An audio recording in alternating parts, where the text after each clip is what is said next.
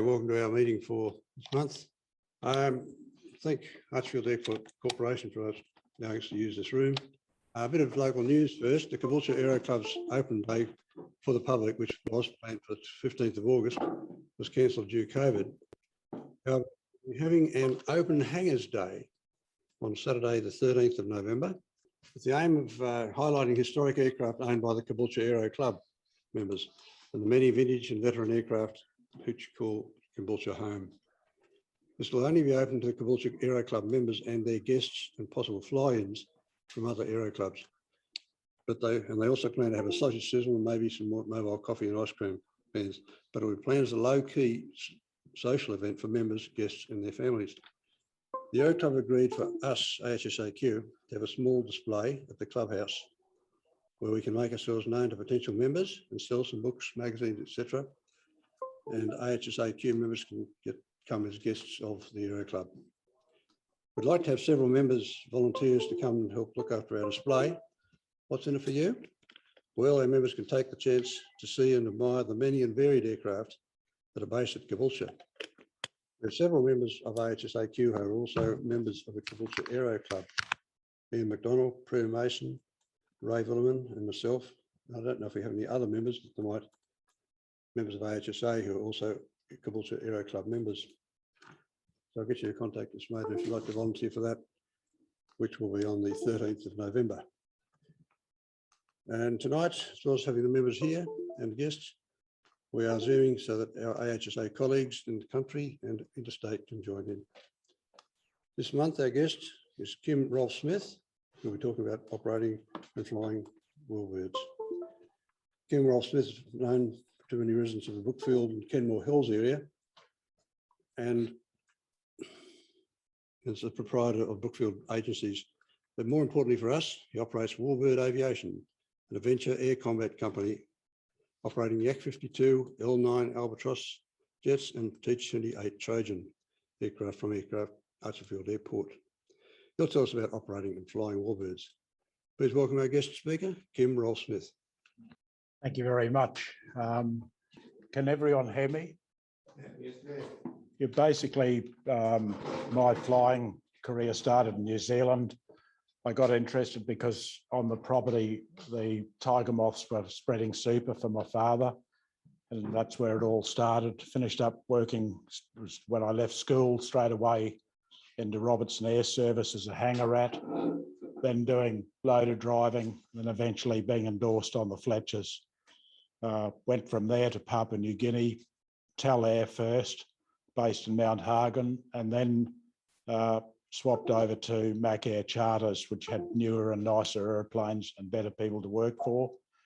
And always been interested in Warbirds. When I was based in Mount Hagen, we were on a charter flight up to Wanamo, and that's the first time I saw two Indonesian Mustangs land there, which was pretty unique. And those were Cavalier Mustangs. They're quite distinct with the high fin rudder. And that's where it all started. And it's really basically a hobby out of control from then on, you know. That was an unfortunate accident. A guy, 180 hours total time, bought himself a Mustang and approach and everything looked good, and then bounced and lost control. I haven't got the video of it, unfortunately, but over the years, there's been a lot of accidents where people have had very little training.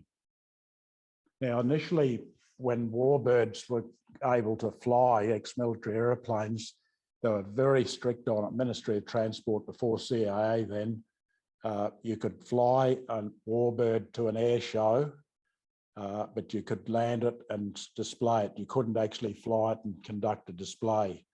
That took several years and a lot of campaigning with eventually CASA and then, or CIA and then CASA. Right back in the early days, you probably heard of Jack Macdonald and Cole Pay used to fly a couple of Mustangs illegally out of Narromine, and eventually CIA paid the groundsman to dob them in, tell them when they were going to be there. So that all stopped, but they were really the first two real Warbirders. Your pioneers were like Colin Pay, Judy Pay, no relation, Guido Sicoli, Jack Macdonald, they were way ahead of their time. And, you know, that's where it evolved. When Warbirds started, we campaigned, there was about 4 or 5 of us, Bill Hamilton, Stephen Dines, myself, Bruce Simpson, lobbied the government, and eventually there was an act of parliament where you could actually put a fare-paying passenger in a dual control purpose-built aircraft, and you could charge, you know, for a flight. The pilot had to be commercial pilot. You could only take off from A and return to A. You couldn't do charter. They were very, very strict on it. Lots of audits initially. And then at one stage, you probably remember the Bathurst Strike Master accident. That virtually grounded Australian Warbirds and all operators of limited category aeroplanes, because CASA was saying, who the hell is looking after Warbirds? And that they gave us 6 months, and luckily we got a complete ESAM done, and it all went back to normal. Prior to that happening, until people initially, you could just get a permit to fly, you couldn't take passengers. Eventually there was a few people doing it, including myself, where you'd go to Evans Head and you'd do rides, but you wouldn't take any money until they got back. You know, but there's been quite a few accidents with Warbirds over the years, but most of it pilot error. Very few have been attributed to the aeroplane itself. Most of the Warbirds you'll see are very well maintained, and the average Warbird here in Australia probably only does about 50 hours a year. So that's why the insurance is so dear. They were really at the right time coming in, because you didn't pay, even though they were expensive, they were nowhere near what it cost to buy a Warbird now. You know, you're getting Mustangs up around 2.5 million US, Corsairs 3.5, you know, just phenomenal money. And, you know, things like a Corsair, you can't take passengers in them, it's single seat operation. This was 2 Mustangs landing at Oshkosh. Well, the one behind, unfortunately, with all these air shows, there's normally an air boss who conducts the whole thing, choreographs the whole act. The guy in the back, Mustang, an A model with the not as nice a canopy as the Bs, he came in and at the last minute was slightly above, didn't see the guy, saw him, wrapped on the power, and it rolled over, inverted, killed him, ball of flame. The guy in the front got hit, but managed to put it on the ground. Where was that? That was at Oshkosh, probably about 8 years ago. They've had a few at Oshkosh. They had the Corsair and the Bearcat. Same thing, the air boss took his eyes off the situation, and because the tail draggers, the guy on the Bearcat opened up and last minute clipped the wing of the Corsair. The guy on the Corsair got quite badly hurt. But, you know, that's the thing. It's got to be well controlled. If anyone sees anything strange, they can ask them to break off or go round. You know, it's just common sense. But these are just approximate costs of operating these darn things now. That's all working on $2 per litre for jet fuel and avgas, pretty well the same at the moment. Insurance per hour is nearly as much as the darn fuel, unfortunately. And that doesn't include maintenance, air services, landing charges. And then, you know, if you're paying a pilot, a couple of the guys that fly for us from the RAF, you know, you pay them $100 a flight for a 20-minute flight. So it gets up. Landing charges with the L39 and the T28 are about $80 here at Archerfield. Air services to talk to the tower, another $70. And you don't want to get diverted into Brisbane, which we have been occasionally when they've closed here. But it's getting expensive. Like when I first bought the first T28 out of the States, it was only 85,000 US. Now dollar at the time was $1.10 against the US. In the same compound as where I bought the first T28 Sierra Hotel Tango, there was an ex-Corsair from the Bar Black Sheep TV series, and they wanted 250,000 for it. But then it was like buying two houses here. It was very, very expensive. But those are approximate costs. You know, one of the reasons we do the adventure flights, it subsidises the operation. You're not going to make any money out of it. There wouldn't be anyone in the country making money out of doing adventure flights, but it's lovely to be able to take other pilots and people that have always wanted to experience flight. The T-28 and the Yak are the most popular. The Jet is not quite as popular as the T-28 and the Yak. Stop screaming. Yeah, these are funny things that have happened to me over the years. We had two policemen from New Zealand, a husband and wife, had won a red balloon voucher. So they came over for the flight. Anyway, I was down doing some manoeuvring outside the Gold Coast and looked in the mirror, which we've got up in the front cockpit, and there's no one there.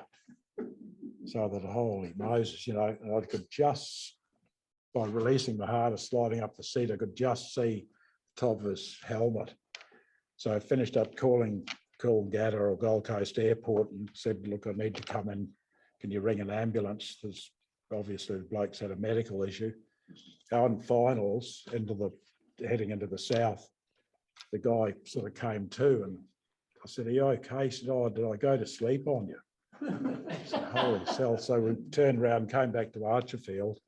When he got out, you know, he said to his wife, you know, he went to sleep. And he had some condition, but never mentioned it, which was really scary. So I said, how do you get on being a policeman? He said, oh, I'm just administration. I don't drive or anything.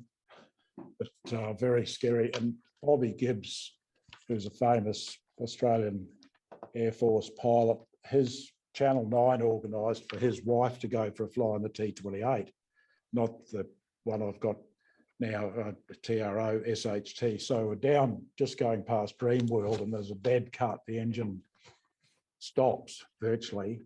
And, you know, with the big propeller and the inertia, you tend to go forward. Not that, holy Moses, you know, and then all of a sudden it burst into life again. So I brought the throttle back not to overspeed when it came up. And it did it again 3 times. I thought, this thing's going to stop. And because Mrs. Gibbs in the back saying, you know, Kim, what's happening? I said, oh, we're just reducing power. But finished up coming back at 8,000 feet into Archerfield in case something stopped.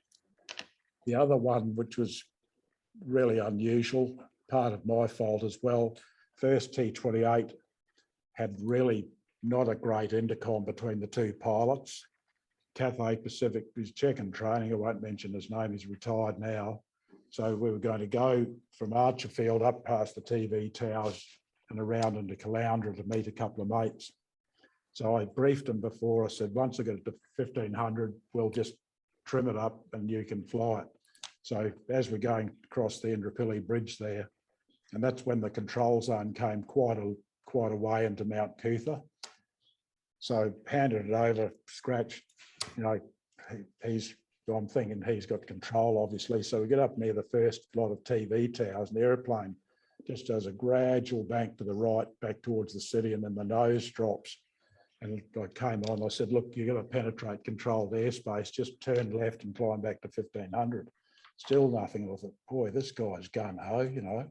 So I said, I've got control, took it back up, landed at Caloundra. I said, you nearly, you know, got me shot there. He said, what do you mean? He said, I wasn't flying. So that was another thing about identifying who's flying. Yeah. So those are the little things that can happen. We had a small fire on the first T-28 just under the instrument panel between the two pilots. Neve Arnott, who was Nigel Arnott's wife at the time, we're about 9,000. All of a sudden, as soon as I could smell smoke, she said, look, there's something burning in the instrument cowl just above. So next thing, she said, oh, now it's got a flame. I'm going, holy Moses, 9,000. I'm not opening the canopy or doing anything here. And eventually it went out. It was just Bakelite. When we bought the aeroplane, someone had bought a truck reversing horn for the gear warning, and it wasn't compatible with the 24-volt system. So it was, but generally pretty safe operation, everything. So we can go to the next one.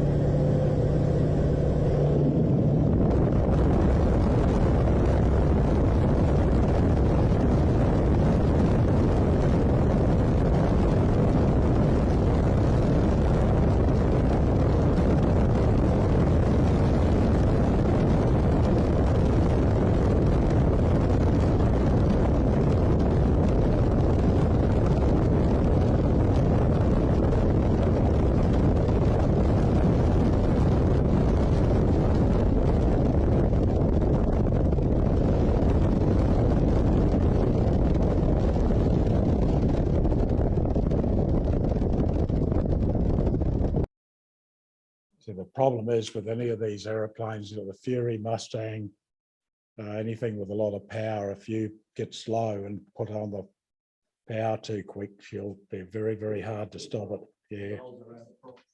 Right, who's got some questions? If we get Tim talking about the operations of the various aircraft, it'll be good. You've had the T-28 for how long now? The first one I got out in '88.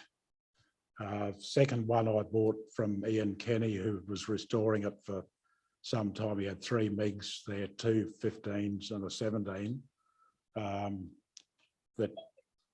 This one that's pictured, the silver one, was really a total ground up restoration. That was done. The wings were all pulled apart. Fuselages. That was a D model, which was basically an A converted. They beefed up the wings because in Vietnam they lost a few wings through, they used to hang nearly 2,000 kilos under the wings.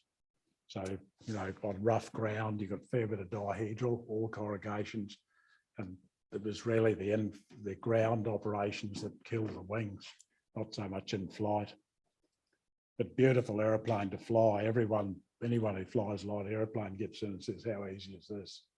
Very, very nice. North American made some very nice aeroplanes. Some decades or so ago, we had a MiG-15 flying around Australia a fair bit.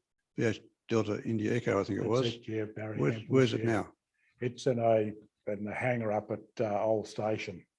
Richard Macdonald, an ag pilot up there, owns it. He used to do some very good displays in it, but they started at the Raglan Air Show or the Old Station Air Show, but they don't fly it anymore.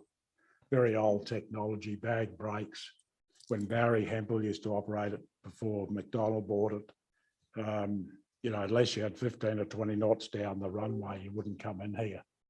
Otherwise, you'd finish up in pickles amongst the caravans there, Yes, that old station had a very long runway, and Yeah. I saw the MiG operating out of there. 2,000 metres, yeah. Very long for a cattle station's dirt runway. Good fun place to go to. Yeah, Yes. it is. For those people down south that don't know about it. it, in May each year they have the old station fly in. Old station southeast of Rockhampton, west of Gladstone, to give you a rough idea where it is. A lot of aircraft, 170 odd aircraft generally fly in there for the weekend. Oh, yeah, I was up in Darwin in the 80s, and Guido Sicoli had a couple of Warbirds up there. Does anyone know what model they were? You had some Sea Furies. Yes. Yeah. And some I think have been built as Baghdad Furies with not folding wings. We had some with folding wings as well. Yeah, the one still in the country, that one is down at Haas. It was sold from the Flying Fighters auction from the tax office here 2 or 3 years ago. It went down to Scone it was going to be re-engined with a R28 Pratt instead of the Centuris. So they gave that away, and then it went to England. Didn't work out over there either. So now Haas have got it. But I used to fly it, it's a beautiful aeroplane. But that Centuris engine, she's a nightmare. Too powerful? Not so much too powerful. You had to be very careful. If you backfired in a start, you could be up for retiming. Everything. Sleeve valve, very complicated. Only the Poms would organise that. But as the piston went up and down, the sleeve went from exhaust to inlet. Beautiful aeroplane, like in level flight, the visibility was superb and nice to land. Trailing link undercarriage. When you fly it the first time, it's pretty daunting, but it's just a matter of, and Guido had an engine failure in his when the oil cooler door closed accidentally. You could have it on auto or manual, and every time I flew it, I always made sure an engineer visually looked at that inlet on the leading edge of the wing to make sure it was open. But the chap that checked me out on it from New Zealand, which was just standing on the wing, very, very good, blindfolded, just said, until you can make sure you know where everything is in this cockpit, you're not flying it. So the first flight I went down past Bay Desert and was mucking around, and all of a sudden the little Barbus pole came out on one side for the wing folding. Holy bloody early, So it came back, it was rough air, and I thought, well, if it's going to go, it's would have gone by now. So I got on the ground, said to the chap that was checking me out, I said, the bloody barber's pole's come out on one side. He said, oh, it's been doing that for years, you know. But beautiful aeroplane to fly, lovely brakes. The one that they had here that I flew, the guy in New Zealand had a wooden leg, so he couldn't use the independent brakes, so they converted it up onto a pistol grip on the control column, a bit like the Yaks. They had a Yak 3 there, which I flew, which is quite the first takeoff I had. Because I'm big, I had to take the cushions out of the seat to sit down enough to get the canopy over my head. First flight takeoff, I think I was just a passenger, you know, it was just bloody got it. And because Nigel Arnott did the briefing, because there's no tail wheel lock or rudder trim or aileron trim, typical Russian thing, you just got to fly it. But once you got used to it, beautiful aeroplane. But they're all, you know, it's just being gentle with those types of aeroplane. When you got a lot of power, it's just smooth operation, then you don't get into trouble. You know, if you try and push the stick forward and pull the power on, you're definitely going to have some dramas. Like the Mustang and the Sea Fury, you'd always make sure you had that tail wheel on the ground at least till 65 knots before you raised it, so you had rudder authority. And the landings, the Sea Fury was a gorgeous thing to land. You could just do the tail down wheeler on it. But superb machinery. Even that L39 is the most beautifully built thing. Like Cameron and myself stripped that, and the engineering, and it's just incredible. All flush riveting. You know, a lot better than some of the American stuff we see made out here, or the stuff that comes here. But Guido he bought, I think, 3 or 4 Baghdad Sea Furies. One went up to Mackay, an earth moving guy, used to fly out west in it to work. But absolutely beautiful engine to fly behind, beautiful. And once when I was overnighting or in Darwin, I went out to the aerodrome and ran away to Guido's hangar, and I spoke to engineers there and said, okay, if I look around, and said who I was, and I was up in the Sea Fury and just examining everything in the cockpit. Yeah. Suddenly a voice beside me says, who's that in my aeroplane? Yeah. It was Guido, and then he's fine, you know, he showed me everything he could. He's a very generous guy with aeroplanes. He, you know, when we first brought the T-28 and the Harvard and things, and Aerotech did it, they still do the maintenance on the T-28. Great people to deal with. But he was very generous with people with aeroplanes. You know, he'd say, if you can start it, you can go, you know. So is Fred Carter here tonight? Yeah. Oh, yeah. So you own a Trojan as well? Yeah. Tell us about the Trojan. Well, I've bought Tim Berry's T28A. Oh, the A, yeah, beautiful. But I haven't owned it any more than, it's less than 12 months since I bought it. But nice aeroplane. I'm having a ball. Actually, still got a lot to learn, but I've learned a lot in the last 6 months. Well, Tim would be a good instructor. He is. He was fantastic. Yeah, excellent. Yeah. No, that's a nice aeroplane. It's in Toowoomba now, based in Toowoomba. Yeah. And Aerotech are doing the maintenance for me. Yeah. They're really good people to deal with. Oh, excellent. You know, you couldn't get a better. Wayne Milburn's been their chief engineer there nearly 20 years. Yeah. But yours is a slightly different model T28. So it's a T28A. It's only got the smaller 7-cylinder Cyclone, 800 horsepower, whereas all the others are about 1300. There's similar speeds in the air. There's no, you know, because you've got a bit cheaper to run on fuel. Yeah, that's it. Yeah. Yeah. No, that was a beautiful aeroplane. Yeah. That. I'm really happy that I bought it off Tim. Actually. Yeah. Well, it's an honest aeroplane. That's the thing. Some of the stuff that comes out of the States is pretty average. Yeah. You know, they paint them up beautifully, but a lot of the. Yeah, Tim looked after it. He's after that. I knew Tim when he bought it out, actually, and I took the opportunity to buy it when I was ready and he was ready to sell it. So it worked out pretty well. Yeah, no, that's good. So how long have you owned it?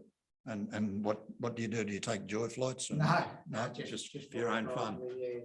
I think I bought it, it's less than 12 months anyway. So I haven't owned it very long. Yeah, But I also, like I'm pretty used to the airspeeds and that because I also own and fly an SR-22 Cirrus, which is, yeah, similar speed. so yeah. it wasn't a big Transition. transition for me. Yeah, Just getting used to being gentle Yeah. with the power, and yeah, it's a lot of it extra inertia. yeah. Getting used to that, but I'm pretty comfortable with it There's now. no speed break on that, is there? No, See, all the D models that were in Vietnam were all converted from A's. yep, So the Navy put bigger engines, the 1820 yep. Wright Cyclone in, and they'd changed the canopy, and then they beefed up the wings. They had a few wings come apart in Vietnam, but mainly through the corrugations on the dirt strips. Hanging 2,000 kilos under the thing wasn't helping the wing structure. Yeah, that's a lot of weight to hang off the wings, eh? Yeah. Well, I had a guy last year in a T28 doing circuits in Tucson, and the controller called and said, look, it appears you're missing part of the aeroplane. When they came back, one tailplane had gone. He didn't know it was flying well. So it was very, very good. And they're interchangeable too, the tailplanes. You can turn them over. Oh, okay.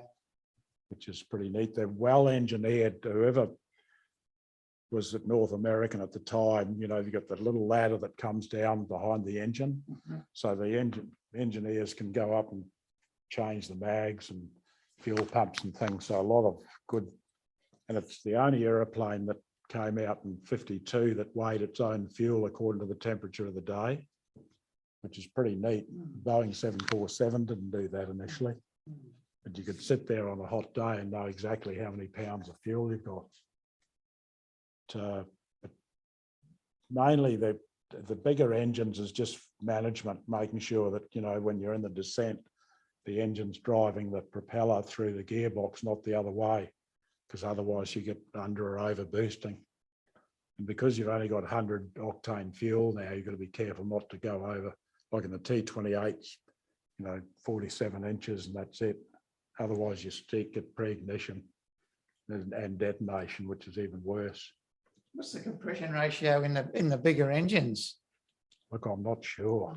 I know that the A model is only about 6.2 or something to 1, which is not very high compression ratio, but of course it's boosted, and I'm using, I think, about 44 inches on takeoff. Yeah.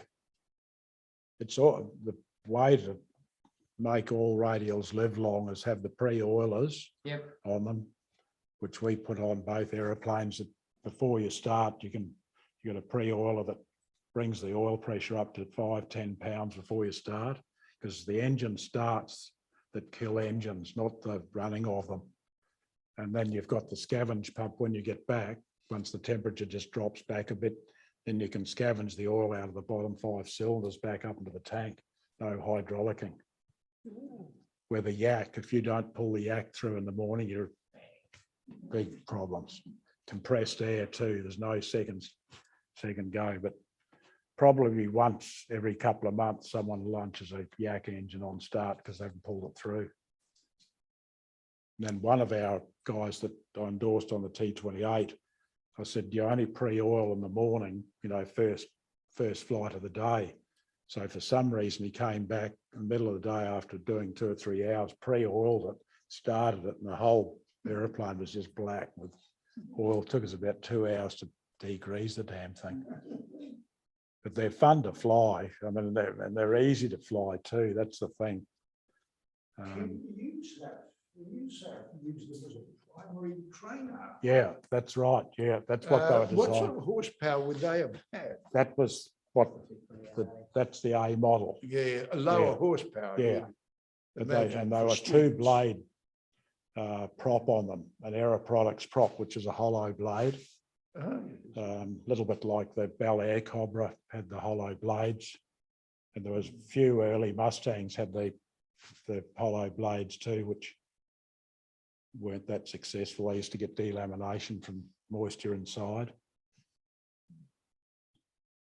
You can either confirm this or deny it, but I've heard that basically the T-28 was designed as a lead-in aircraft for people went on to Sabres, because the That's right, Sabres, of that's course, were a correct, single yeah, seater, yeah. give them something that had pretty high performance, get Yeah. used to that in general. Is that correct? Similar cockpit layout. The one thing with North American, even the Harvard, everything is so beautifully set up in the cockpit. You know, there's nothing. Occasionally, you'll see new people flying a Mustang where if you see it get airborne and do that, it's because they're leaning forward to get the undercarriage down. Some guys, if they're large, need to release the damn harness to do it. So it's not a real good idea, but there's very little vices. And I mean, that's what it's really all about, operating these airplanes, is engine management. Even in my one, I've got the power settings for taxing, you know, climb, cruise, aerobatics, and we just use cruise. Very rarely would go over 250 knots in a run in. And then at the back where you're not inverted, but if you're doing a chandelle or a wing over, you're going over the top at 80 knots, but with the nose well down, of course. Don't. On that video, you could see that. Yeah. It's very slow speed. Yeah, they're very forgiving, very easy to land. I mean, some people have an issue initially because you're landing like a tail dragger, the nose is up a bit so you can't sort of see much, but they're probably the nicest. I mean, to me, it's the best value warbird, because they'll outclimb and outturn a Mustang, which really annoys people who own Mustangs. But up to about 10,000 feet, and then the Mustang leaves you. See you later. But they're gorgeous airplanes, but it's getting very, very expensive. That's the thing, you know, the insurance. If you're doing adventure flights, you know, you're looking at probably close to 350, 400 per hour insurance now. Do they charge you insurance on the per flying hour? No, we used to be able to do that, but now they just won't do it. There's only two people, the two insurance companies that'll insure warbirds now. And, you know, with passengers, you've got to give them a thorough briefing. They've got to sign a waiver, which is pretty expensive. But, and they're covered under the Air Carriers Act, the same as if you got cleaned up in an airliner, which I think is about 470,000 at the moment in Australia, which is enough to really sue you. You know, just gives them a bit of a kitty to have a go. That's why you don't own any real estate in your own name.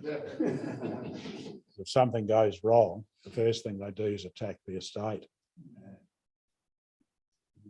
But I've had a ball with it and met a lot of great people. And I mean, you know, when you know, talking to people like Jack Macdonald and Guido when he was here, and Cole, I mean, and they're all great pilots too. And I mean, Guido had his moments too, you know, he with the pit special where he hit upside down on final, did a roll, and he was just so lucky where it went past. There was a big stump in the ground. If he'd got the stump, it would have been all over.